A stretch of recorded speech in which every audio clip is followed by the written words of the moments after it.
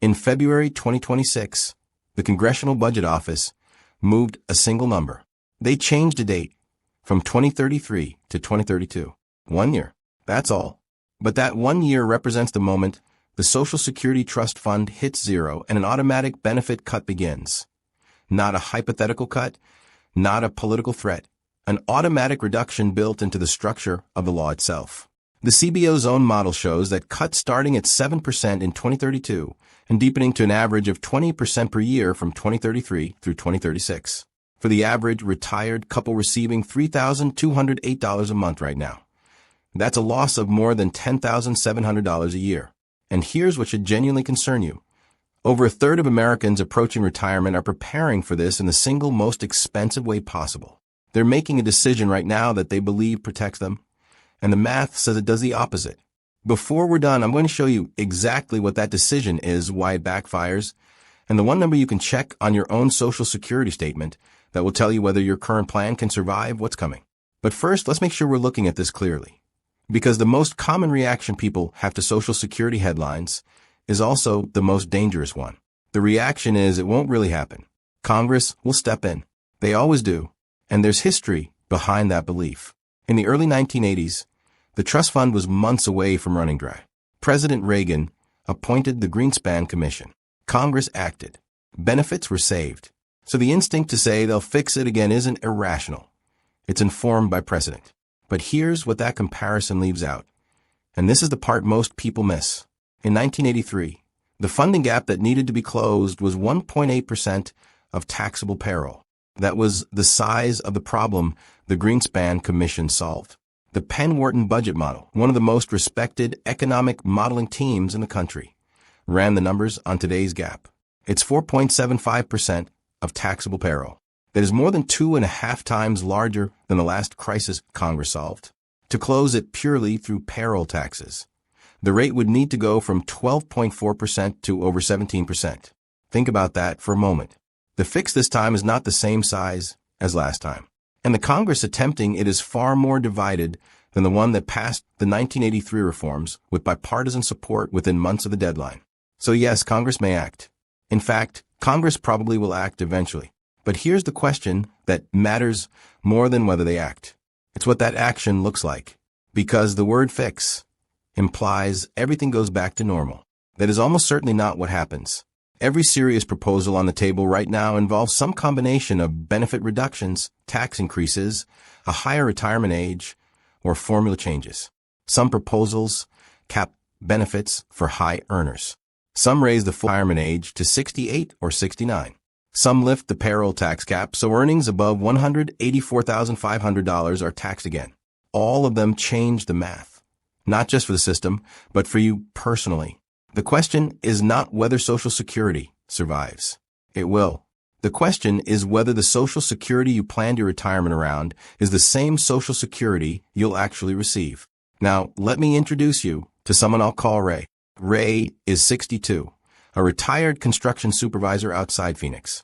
His full retirement age benefit, the number on his Social Security statement at age 67, is $2,400 a month. Ray's been reading the headlines. He's seen the 2032 date. And Ray made a decision that a lot of people in his position are making right now. He filed for Social Security early, at 62, because he wanted to lock in his benefits before the fund runs out. In his mind, this was the safe play. Get what you can while you can. And on the surface, that logic feels airtight. But I need you to hold on to Ray's story, because when we circle back and run his actual numbers, what the math reveals is something Ray didn't see coming. And it's the most important insight in this entire video. Let me show you what's actually happening inside the trust fund, because the mechanics matter. Social Security is funded primarily through payroll taxes, 6.2% from every worker, matched by 6.2% from their employer. That money goes directly to current beneficiaries. When the program collected more than it paid out, the surplus went into the OESI Trust Fund, held as special issue Treasury securities. Since 2021, the program has been paying out more than it collects. So SSA has been redeeming those securities to cover the gap. When the securities are gone, projected for 2032 by the CBO, the only money left to pay benefits is whatever comes in from payroll taxes that week. And that's enough to cover about 77% of scheduled benefits. Not zero, 77%. Social Security doesn't disappear. It shrinks. But that shrinkage isn't a trim. It's structural. And this is where I need you to picture something. Imagine it's January 2033. You've built your budget around a $2,071 monthly check, the current average.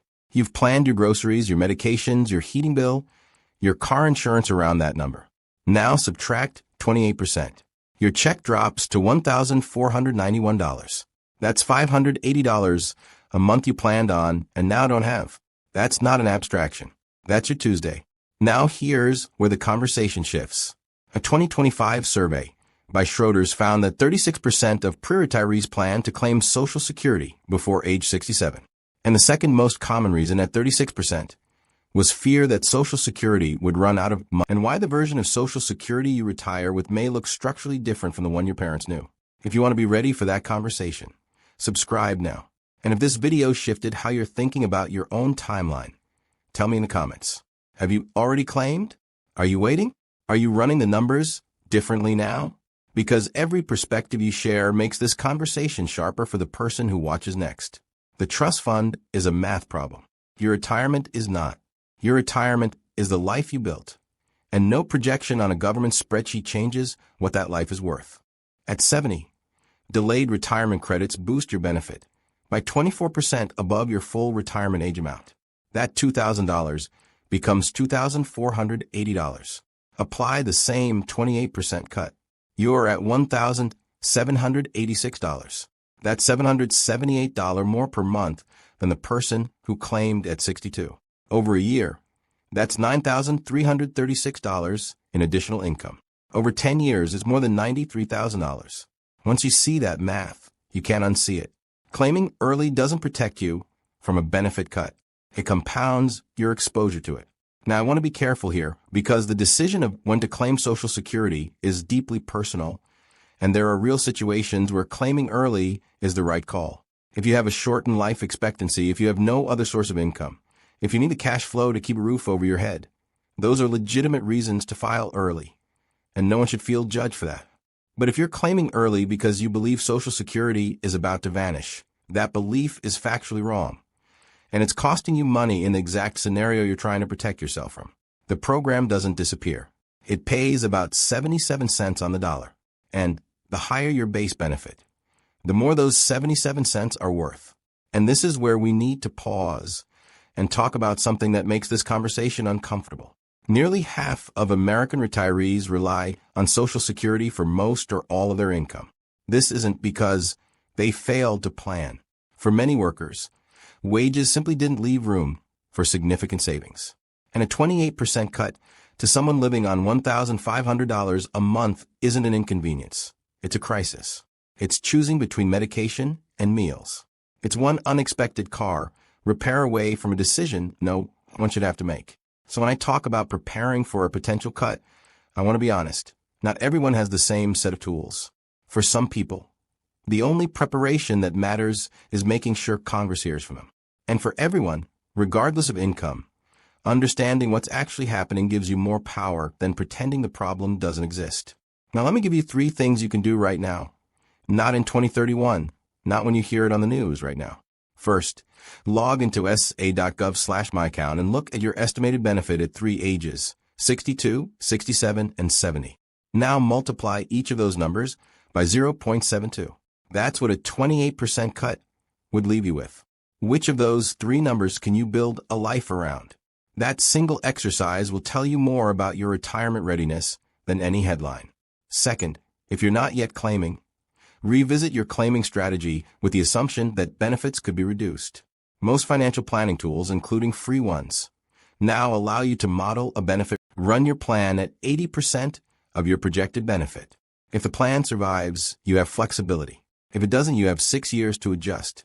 Third, if you're already receiving benefits, start building a small cash reserve, even $50 or $100 a month, to create a buffer against a potential reduction. That's not panic. That's engineering. Now let me come back to Ray, because his story is where the math and the emotion collide. Ray filed at 62. He locked in $1,680 a month. That's his $2,400 full retirement age benefit reduced by 30%. In 2032, the trust fund depletes. In 2033, the average cut deepens to 28%. Ray's $1,680 drops to $1,210 a month.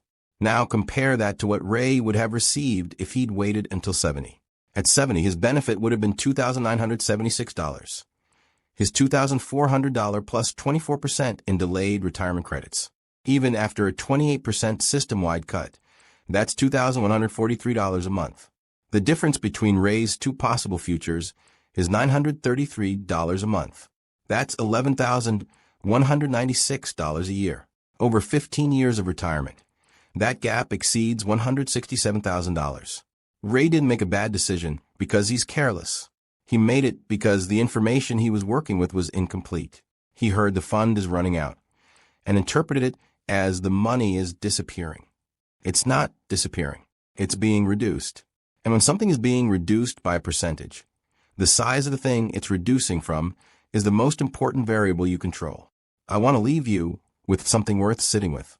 Social Security is not a promise being broken. It's a math problem waiting for a political answer. And history tells us that political answers tend to arrive late, imperfect, and with trade-offs nobody advertised. But your answer, the one about your own life, your own claiming age, your own savings, your own spending, that answer doesn't depend on Congress. That answer is something you can work on starting tonight. 6 years is not a long time in retirement math, but it is long enough, if you start now, to make a decision that your future self will thank you for. The people who come through this in the strongest position won't be the ones who panicked and grabbed early. They won't be the ones who ignored it and hoped for the best. They'll be the ones who looked at the math, understood what they could and couldn't control, and built a plan around reality. That's not pessimism. That's the kind of clear thinking that a lifetime of hard work earns you the right to apply. In the next video, I'm walking through the 5 specific reform proposals Congress is actually debating right now. Money entirely. Not shrink, disappear. That misconception is driving a wave of early claiming decisions that, under the very scenario these people are afraid of, makes their situation worse. And here's why. When you claim at 62, your monthly benefit is permanently reduced by roughly 30%. That's the early filing penalty. It's baked in for life. So if your full benefit at 67 is $2,000, claiming at 62 gives you $1,400. Now layer on a 28% system-wide cut.